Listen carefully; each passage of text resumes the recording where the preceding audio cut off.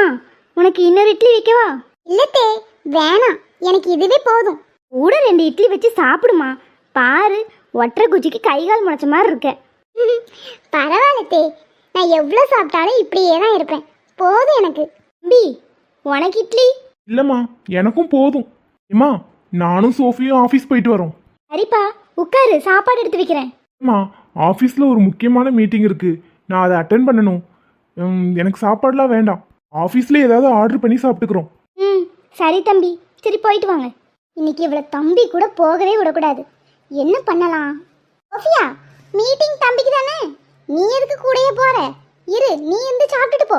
இல்லைம்மா, எனக்கு பசி அவ்வளவா இல்லை, நான் ஆஃபீஸில் போய் சாப்பிட்டுக்கிறேன். எப்படி பசிக்காம இருக்கும்? வாயில வரது அவ்வளவும் போய். சூர்யாவை கொஞ்சம் கூட தனியாவே விடுறதில்ல, கூட ஒட்டிக்கிட்டே திரியுறது. அப்பா தான் இருந்து வளர்த்து விட்டுருந்தா ஒழுங்கா வளர்ந்துருப்ப.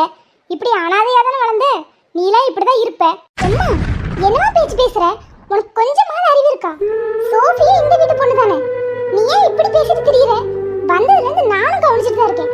நீ பேசாம ஊருக்கு கிளம்பு, நீங்க இருக்கவே வேண்டாம். நீ வந்ததுல இருந்து ஒரே எரிச்சலா இருக்கு. சோஃபி, நில்லுங்க. எத்தே, சோஃபியை இன்னொரு தடவை இப்படி பேசுற வேலை வச்சுக்காதீங்க. ஒரு நாள் போல ஒரு நாள் இருக்காது. ஒருத்திய சொல்லிட்டா போதுமே, ஆளுக்கு வரைஞ்சு கட்டிட்டு வந்துடுறீங்க. செலவுக்கு உங்க எல்லாரையும் மயக்கி வச்சிருக்கா. நீ பேசுறது எதுவுமே சரியில்லை, பார்த்து நடந்துக்கோ. இது எல்லாமே உங்களால வந்ததுதான்.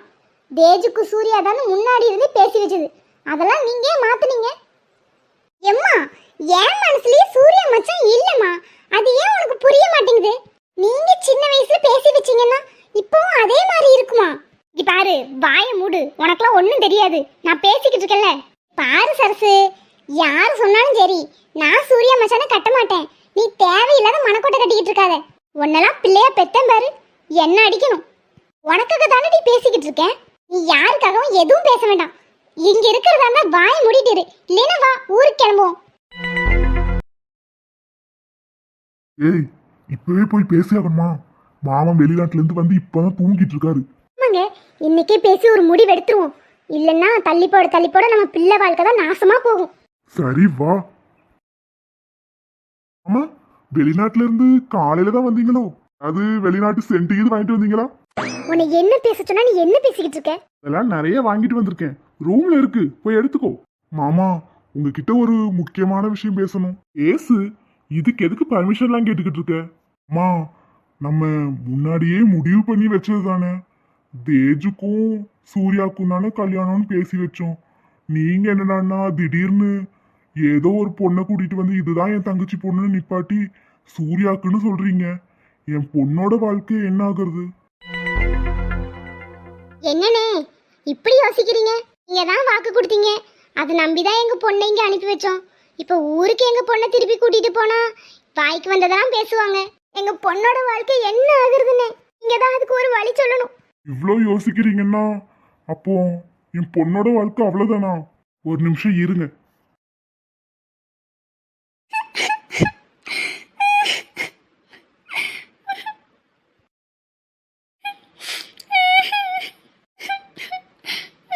சோஃபி, நீங்க எவ்வளவு ஸ்ட்ராங்கான கேலா இருந்தீங்க, இப்ப என்னாச்சு உங்களுக்கு? எதுக்கு எடுத்தாலும் அழுதுட்டே இருக்கீங்க. அப்படி இல்லை சூர்யா, நான் தனியா இருந்தாலும் என்னை யாரும் கஷ்டப்படுத்தினதில்லை. நான் இருக்கிற இடத்த எப்பவுமே ஹாப்பியா வச்சுக்கணும்னு நினைப்பேன். ஆனா என்னை உங்க அத்தைக்கு சுத்தமா பிடிக்கல. சோஃபி, என் அத்தை மனசுல தேஜு எனக்கு கட்டி வைக்கணும்னு மனக்கோட்டை கட்டி இருந்துச்சு. அது எல்லாம் இப்ப களைஞ்சதும் கோவப்பட்டுட்டு இருக்கு. அந்த கோவத்தை எப்படி வெளிப்படுத்துறதுன்னு தெரியாம உன்கிட்ட காட்டிக்கிட்டு இருக்காங்க. நம்ம கல்யாணம் முடிஞ்சதும் இதெல்லாம் சரியாயிரும். இல்லை சூர்யா, அவங்களும் பாவம் தானே. பேசாம நீங்க தேஜுவையே கல்யாணம் பண்ணிக்கோங்க, பிரச்சனை எல்லாம் முடிஞ்சிரும். சோஃபி, அப்படியே அரைஞ்சிரும் பார்த்துக்கோ. அவளை கட்டிக்கோ இவளை கட்டிக்கோன்னு அதுக்காகவா நான் இவ்வளோ போராடிக்கிட்டு இருக்கேன். அத்தை பேசுனதெல்லாம் மனசுல வச்சுட்டு நீயா லூசு மாதிரி எதுவும் வளரிட்டு இருக்காது. எல்லாத்தையும் விடு, சீக்கிரம் எல்லாம் சரியாயிரும். நீ எப்படி இருந்த? எதுக்குமே அழமாட்ட, எல்லாத்தையும் ஈஸியாக எடுத்துப்ப. இப்போ எதுக்கு எடுத்தாலும் அழுகிற. எனக்கு இந்த அழுமூஞ்சி சோஃபியை சுத்தமாக பிடிக்கல. ப்ளீஸ், எப்பவும் சிரிச்சிட்டு எல்லாரையும் சந்தோஷப்படுத்துகிற அந்த சோஃபி தான் எனக்கு வேணும். கொஞ்சம் சிரியேன். சரி. இப்போ மட்டும் நீ சிரிக்கலை, உன்னை நான் இனிமே சோஃபின்லாம் கூப்பிட மாட்டேன், அழுமூஞ்சின்னு தான் கூப்பிடுவேன். மூஞ்சி. சூர்யா அப்படி கூப்பிடாதீங்க. கொஞ்சமா ஸ்மைல் பண்ணி பார்க்கலாம். மூஞ்சி அழு மூஞ்சி. லைட்டா சிரிப்பு வருது. அப்படியே சிரிப்பாப்போ. இதுதான் என் சோஃபி. எப்பவுமே இப்படி சிரிச்சுட்டே இருக்கணும். என்னைக்கும் நீ அழக்கூடாது. இப்ப பாரு உன் மூஞ்சி எவ்வளவு அழகா இருக்கு. தங்கம், அனீஷ், சூர்யா, எல்லாரும் இங்க வாங்க. அப்பா ஏன் இப்படி கத்துறாரு? வா சோஃபி போய் பார்க்கலாம். என்னங்க எல்லாரையும் கூப்பிட்டு வச்சுட்டு பேசாம நிக்கிறீங்க? வெளிநாட்டுல இருந்து வரும்போதே நம்ம ஃபேமிலி ஜோசியரை பார்த்துட்டு தான் வரேன். 30ஆம் தேதி நாள் ரொம்ப நல்லா இருக்கான். சூர்யாக்கும் சோஃபிக்கும் அன்னைக்கே கல்யாணம் வச்சுக்கலாம்னு முடிவு பண்ணிருக்கேன். பா நிஜமாவா சொல்றீங்க? ரொம்ப தேங்க்ஸ்ப்பா. எனக்கு ரொம்ப சந்தோஷமா இருக்கு. Sophie congratulation. ஆமா சோஃபி கங்க்ராச்சுலேஷன். ஓபிமா, உனக்கு சந்தோஷம் தானே? என்ன நாங்க அவ்வளவு தூரம் பேசணும், நீங்க என்னடான்னா சோஃபிக்கு சூர்யாக்கும் கல்யாணம் அறிவிக்கிறீங்க. நாங்களாம் அப்ப எதுக்கு இந்த வீட்ல இருக்கணும்?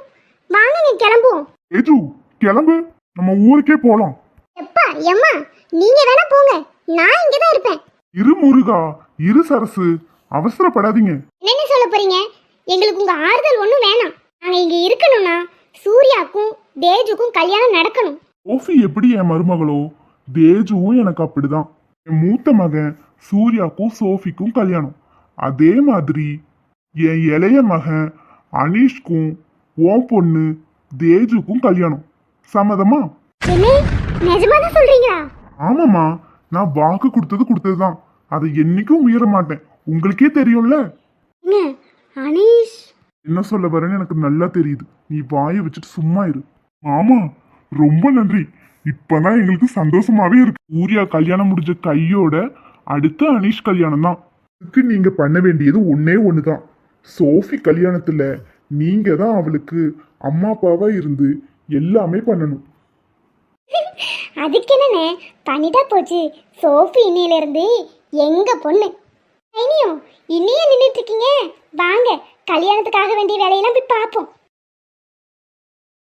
மச்சான் என்ன மச்சான் நீங்க அங்க மாமா இப்படி சொல்றாரு, நீங்க அமைதியா நிக்கிறீங்க. நீ மட்டும் என்ன பண்ண? நீயும் அமைதியா தானே நின்ன. உனக்கு வேணும்னா நீ சொல்லியிருக்கலாம்ல. மச்சான் என்ன மச்சான் ஆளாளுக்கு விளையாண்டுகிட்டு இருக்கீங்க? ஐஸ் உங்களை வேணான்னு சொன்னதும் நீங்க என்ன கல்யாணம் பண்ணிக்கலாம்னு நினைக்கிறீங்களா? ஆளப்பாரு. சோஃபிமா, சோஃபிமா ஆஃபீஸ் தானே போற, இந்தா பூ வச்சுட்டு போ. எதுக்குமா? பூவெல்லாம் வேணாம். 10 நாள கல்யாணம், தலை நிறைய இனிமே எப்பவுமே பூ வச்சிருக்கணும். பூதான் பொண்ணுக்கு அழகு. இந்தா வாங்கிக்கோ. இல்லம்மா பரவாயில்ல இருக்கட்டும். நீ இப்படிலாம் சொன்னா சரிப்பட்டு வர மாட்டே. திரும்பு, அம்மா நானே வச்சு விடுறேன்.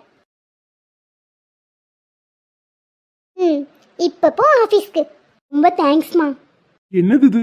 அத்தை ஒரே நாள்ல இப்படி மாறிடுச்சு. தேஜு இப்ப புரியுதா நான் எதுக்கு அமைதியா இருந்தேன்னு? ஒன்னும் புரியல, நீங்களே சொல்லுங்க. உனக்கும் எனக்கும் மேரேஜ்னு அப்பா சொன்னதும் உங்க அம்மா மூஞ்ச பாரு அப்படியே மாறிடுச்சு. சோஃபியை விழுந்து விழுந்து கவனிச்சுக்கிறாங்க.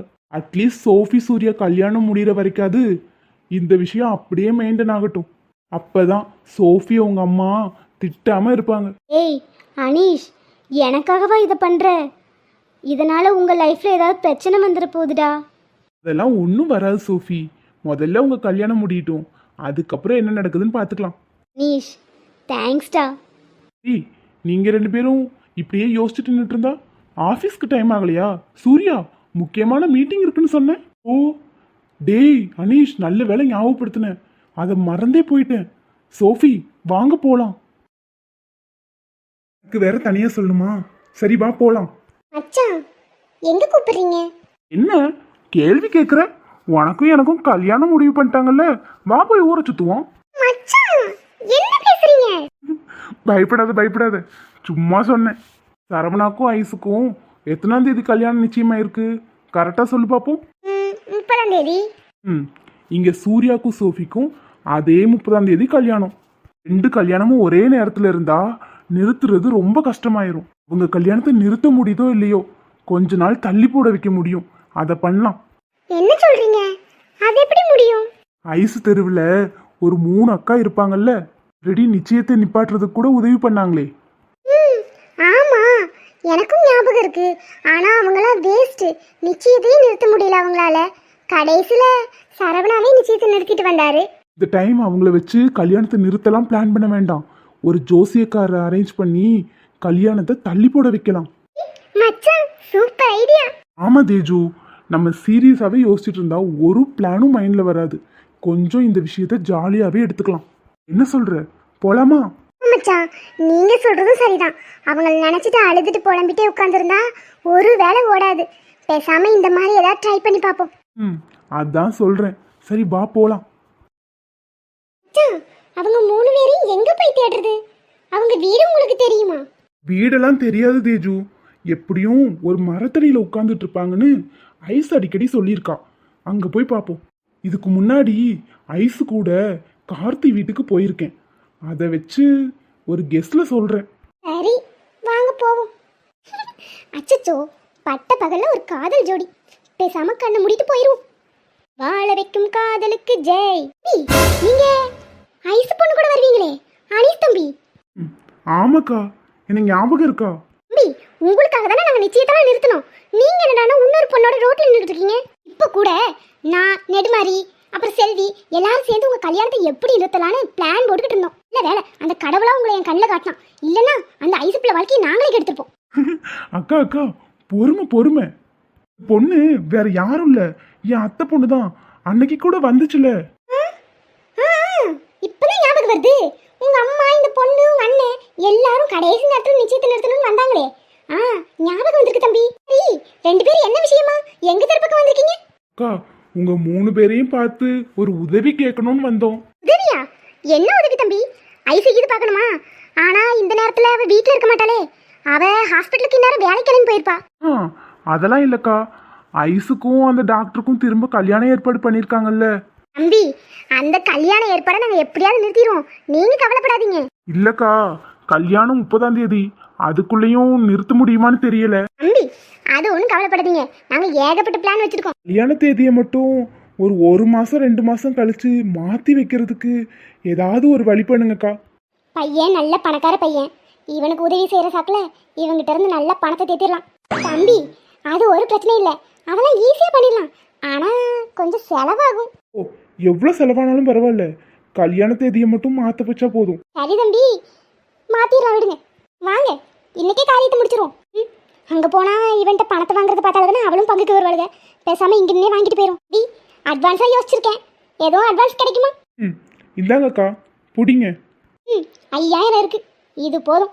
ஆசைதான் கடவுளடா, கடவுளுக்கும் அது தெரியுமடா, கைக்கு கை மாறும் பணமே. அச்சான் இவங்க கிட்ட வந்திருக்கீங்க, சரியா வருமா? பணத்தை வேற வாங்கிட்டு போறாங்க. ஏஜு, அதெல்லாம் இந்த அக்காலாம் ரொம்ப நல்லவங்க. அதெல்லாம் எல்லாம் கரெக்டா முடியும். வா தம்பி வாங்க. போறதுக்குள்ள பணத்தை மறைச்சிருவோம். நெடுமாரி இங்க பாரு யார் வந்திருக்கானு. தம்பி வாங்க, எப்படி இருக்கீங்க? நல்லா இருக்கேன்க்கா. என்ன தம்பி திடீர்னு இந்த பக்கம்? மாரி அத நான் சொல்றேன். தம்பி நம்மள பக்கம் தான் வந்திருக்கு. அப்படியா? என்ன விஷயம்க்கா? மே ஐஸ் கல்யாணத்தை தள்ளி போட சொல்லி வந்திருக்கு. 4 முடி, அது எப்படி முடியும்? அதான் 30ஆம் தேதின்னு ஃபிக்ஸ் பண்ணிட்டாங்களே. ஏய் நெடுமாரி, நம்ம நினைச்சா முடியும். லூசா 4 முடி, அது எப்படி முடியும்? அது அவங்க வீட்டில் பேசி எடுத்த முடிவு. ஓசியக்காரனை கூட்டிட்டு வந்து பிள்ளைக்கு கண்டம் இருக்கு, இந்த கல்யாணம் நடந்தா பிள்ளைக்கே ஆபத்து, ஒரு 2 மாசம் கழிச்சு பண்ணலாம்னு சொன்னா கேட்டுக்க போறாங்க. ஓ 4 முடி, நல்லா யோசிக்கிறீங்க போங்க. உங்களுக்கு இந்த மாதிரி ஐடியாலாம் வராதே, ஏதோ தப்பா இருக்கே. முடி உண்மையை சொல்லுங்க, நீங்க சும்மாலாம் எந்த காரியத்திலையும் இந்த அளவுக்கு இறங்க மாட்டீங்க. என்ன நெடுமாரி இப்படி சந்தேகப்படுற?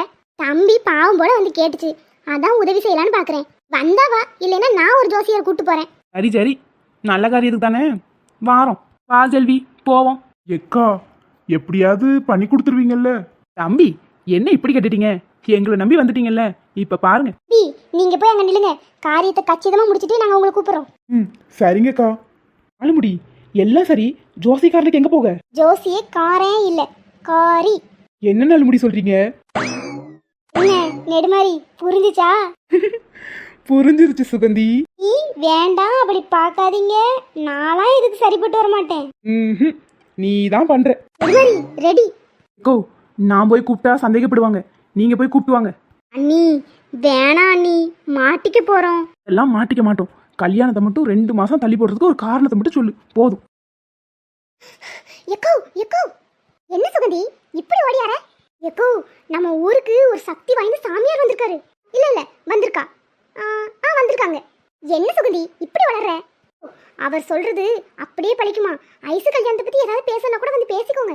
நான் ஒன்றும் வேண்டாம் சுகந்தி, எனக்கு யாரும் சொல்லி விட்டுட்டா மனசு ரொம்ப சங்கடமா இருக்கும். அதான் 30ஆம் தேதி கல்யாணம் முடிவு பண்ணிட்டோம்ல, இதுக்கப்புறம் எனக்கு மாத்திக்கிட்டு. ஓ இது சக்தி வாய்ந்த சாமியார் கிரி சரி சரி நந்தினி. இது என்ன பேரு? கிரி சரி சரி நந்தினியா? சி பேரே நல்லால. சாமியார் பேர்லாம் அப்படிதான் இருக்கும். வந்து பாருங்க, அப்பதான் உங்களுக்கு புரியும். இல்ல சுகந்தி வேணாம், நீ போயிட்டு வா. உனக்கு வேணா நீ பாரு.